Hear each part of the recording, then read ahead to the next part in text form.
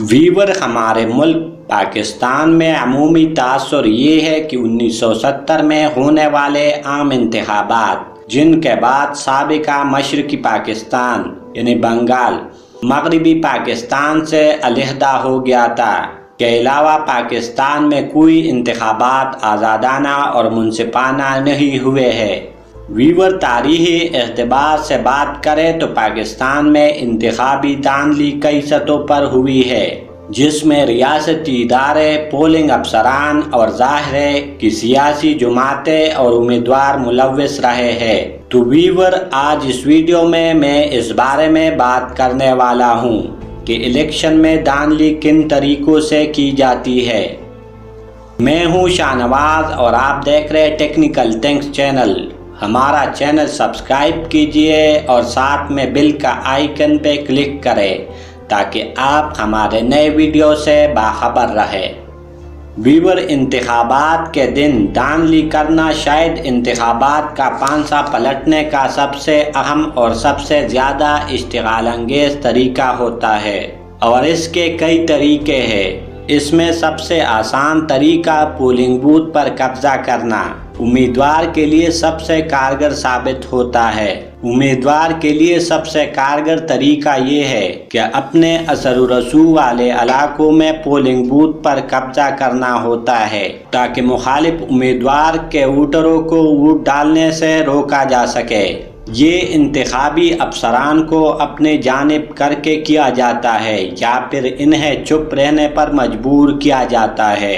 یہ سب سے عام طریقہ ہے اور اکثر انتخابی افسران کی ملی بھگت سے ہوتا ہے، لیکن اس بار یعنی 2018 کے جنرل الیکشن میں ایسا ممکن نہیں تھا، کیونکہ اس بار سیکیورٹی کے لیے آرمی اہلکار پولنگ سٹیشن پر ڈیوٹی دے رہے تھے، اور دوسری بات یہ ہے کہ اب پاکستان میں اسمارٹ فون کا استعمال زیادہ ہو گیا ہے، جس کی وجہ سے ایسا ممکن نہیں۔ 2018 کے الیکشن سے پہلے انتخابات میں دھاندلی کا یہ طریقہ کار خاص کر خواتین کے پولنگ سٹیشن پر زیادہ ہوتا تھا۔ ویور اس کے علاوہ ایک ایسا طریقہ کار جو ہر بار کارگر ثابت ہوا ہے اور ہوتا رہے گا، اس کی مثال ہمارے سامنے ہے۔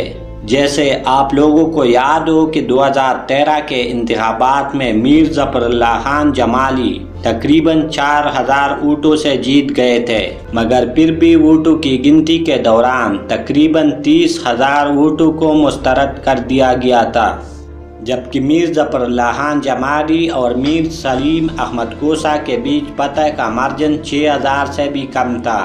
یعنی جن ووٹوں کو مسترد کیا تھا، اگر اس کو مسترد کرنے کے بجائے قبول کر لیا جاتا تو جیتنے والے امیدوار مختلف ہوتے۔ اب آپ سوچ رہے ہوں گے کہ یہ کیسے ممکن ہے؟ تو ویور پریزائڈنگ افسران انتخابی دھاندلی میں اہم کردار ادا کرتے ہیں، کیونکہ انہیں یہ یقینی بنانا ہوتا ہے کہ تمام پولنگ ایجنٹ گنتی کے وقت موجود ہو، مگر کبھی کبھار پولنگ ایجنٹوں کو گنتی کے مرحلے سے نکال دیا جاتا ہے، جس سے اپنی مرضی کے مطابق نتائج تبدیل کرنے کا موقع مل جاتا ہے۔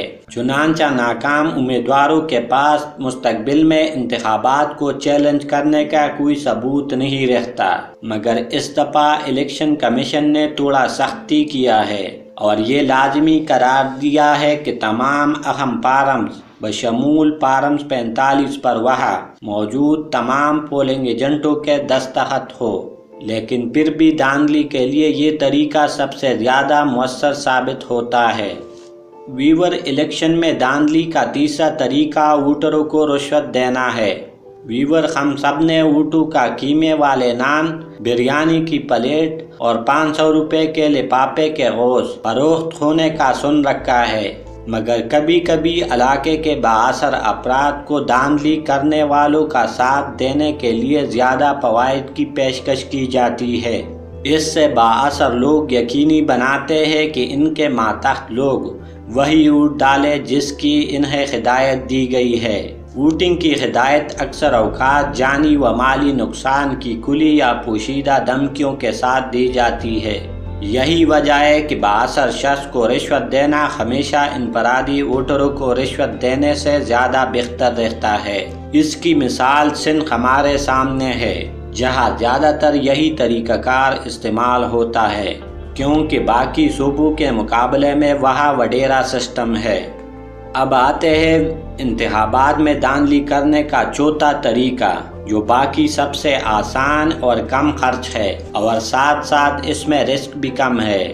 دھاندلی کے اس طریقے میں امیدوار الیکشن کے آنے سے پہلے پریزائڈنگ آفیسر کو خرید لیتے ہیں اور ساتھ والے علاقوں میں سے جتنے بھی لوگوں سے ہو سکے پیسے دے کر ان سے شناختی کارڈ لے لیتے ہیں۔ اس کے علاوہ جتنے افراد فوت ہو گئے ہو اور ووٹروں کے لسٹ میں نام موجود ہو، ان کے شناختی کارڈ لے کر پولنگ اسٹیشن میں اندر جانے کے بعد ٹپے پہ ٹپا لگاتے ہیں اور اس طرح سینکڑوں اور ہزاروں ووٹ ایک بار میں ڈال لیتے ہیں۔ یا اس کے علاوہ بھی جعلی شناختی کارڈ بنا کر بھی ووٹ بینک بڑھاتے ہیں۔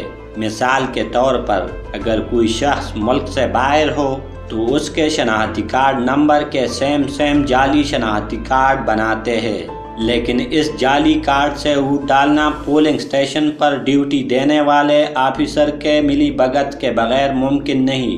دھاندلی کا یہ طریقہ سب سے زیادہ کم خرچ اور مؤثر ثابت ہوتا ہے۔ ویور، میرے علم میں تو یہ 4 طریقے تھے جو الیکشن کے دوران یعنی الیکشن کے دن دھاندلی کے لیے استعمال ہوتے ہیں۔ اگر اس کے علاوہ بھی کوئی طریقہ آپ کے علم میں ہو تو ہمیں کمنٹس میں ضرور بتائیے۔ Thanks for watching.